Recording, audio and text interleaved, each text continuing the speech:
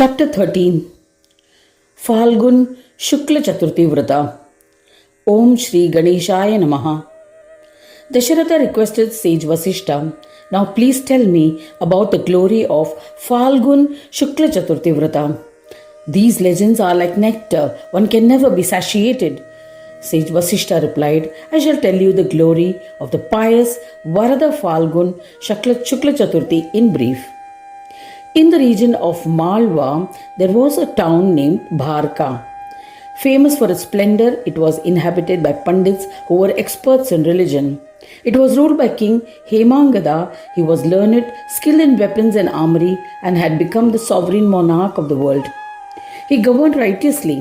He was highly reckoned by other kings. He had illustrious sons. The king honored all devas, Brahmins, and guests. Suddenly, once the king was afflicted with severe pain in his stomach. His pain was akin to being stabbed with a weapon. Various remedies to rid the pain were employed immediately. Medicines and mantras were of no use, and his agony intensified. He also paid visits to holy places. He prayed to various gods. He engaged Brahmins to pray to the gods. But the pain in his stomach aggravated. The king became so distressed from the excruciating pain that he thought of committing suicide by consuming poison or some other method. Unexpectedly, Parvata Muni arrived at his palace. At the pain, the king respectfully received him and offered pranams.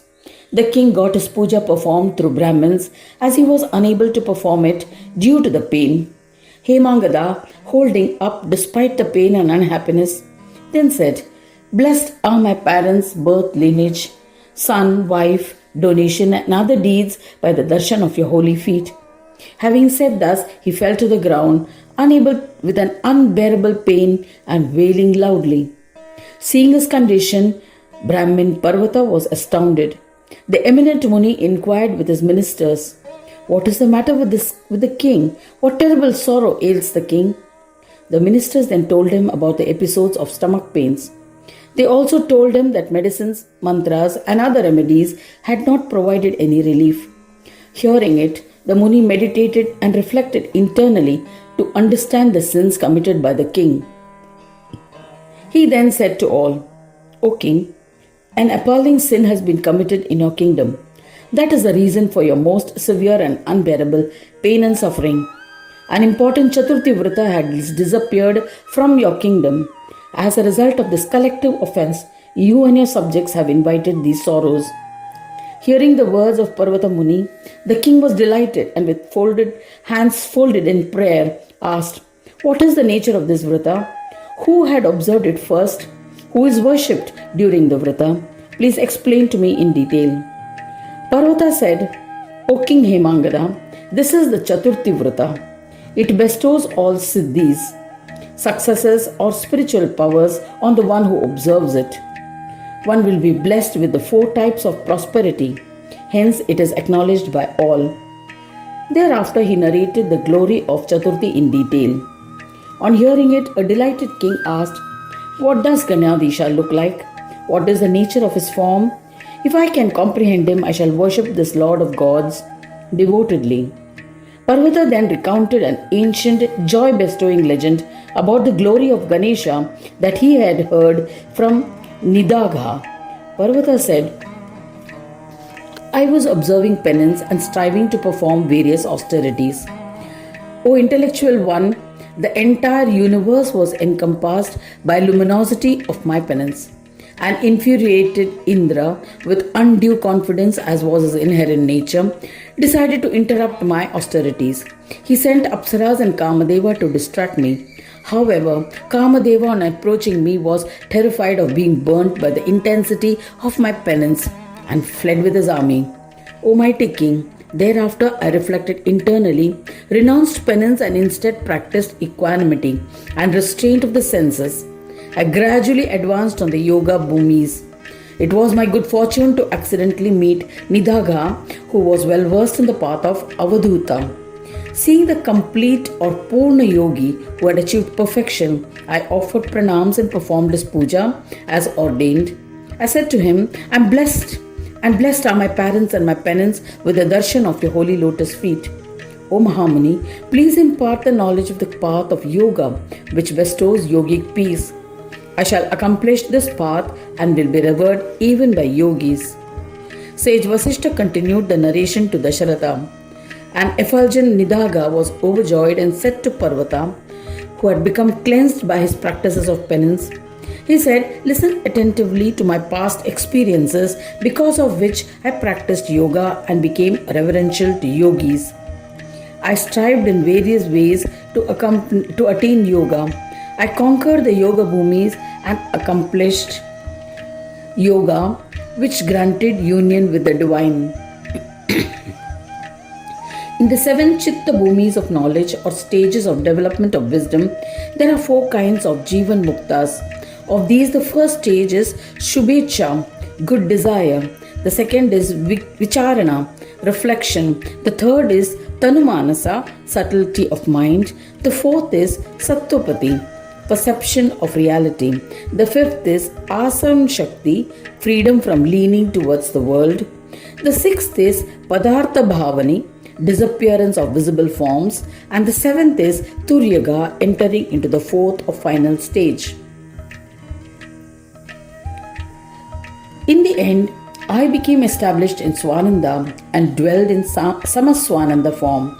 I experienced the form of bliss. This form was in a state of duality.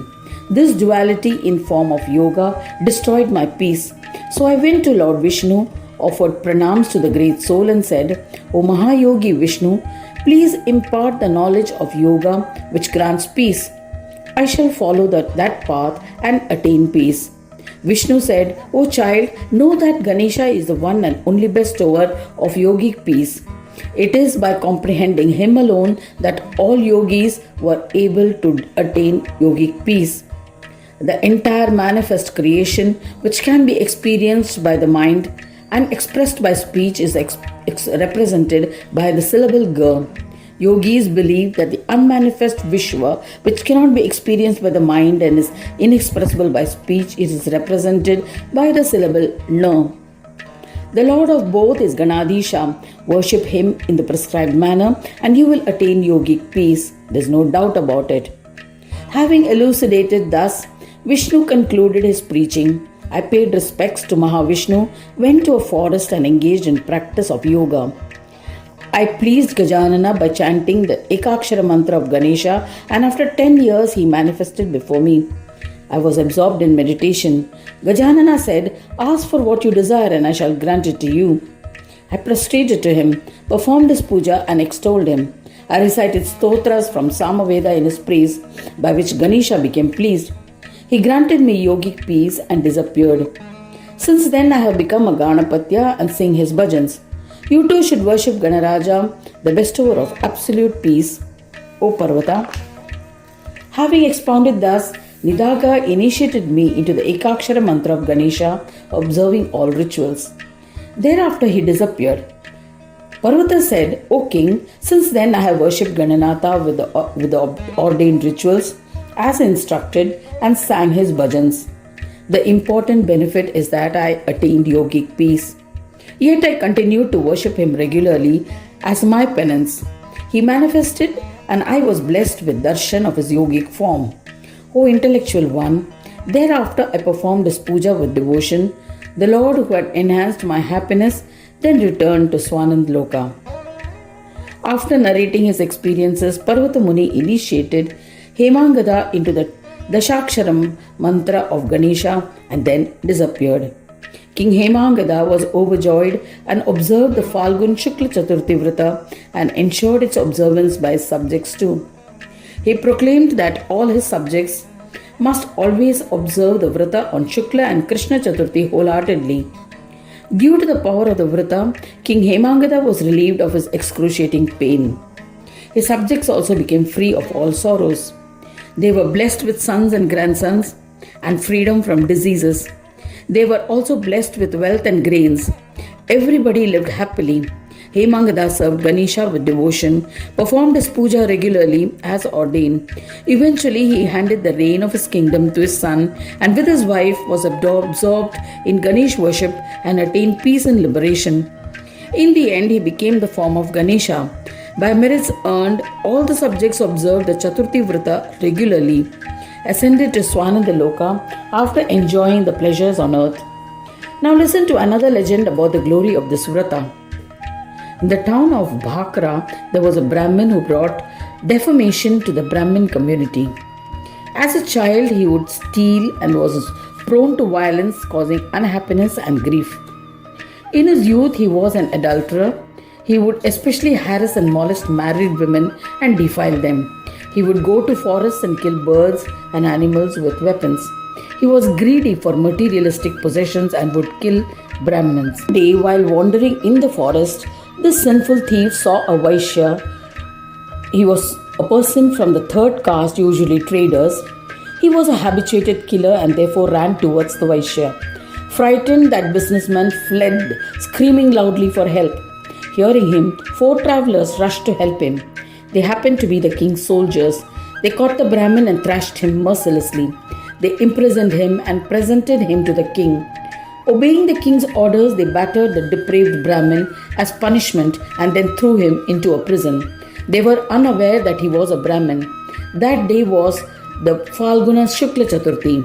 In the prison, the wild man was not served any food or drink and he was forced to fast. On Panchami, he succumbed. By the merits earned from observing the Vrata, Ganesh Dutas arrived. O king, they took the Brahmin to Swananda Loka. He was blessed with the darshan of Vigneshwara and attained union with the divine. In this manner, innumerable devotees have attained oneness with the Supreme Brahma by observing the Chaturthi Vrata. It is impossible to describe them all. Vignesha will fulfill the desires of the ones who read or listen to the glory of Phalgun Shukla Chaturthi with devotion. Thus ends the 13th chapter titled Phalgun Shukla Chaturthi Vrata in the 4th Khanda of the Purana Upanishad Ganesha Mudgal Puran, describing the legends of Gajanana, dedicated to Sri Gajanana. End of chapter 13.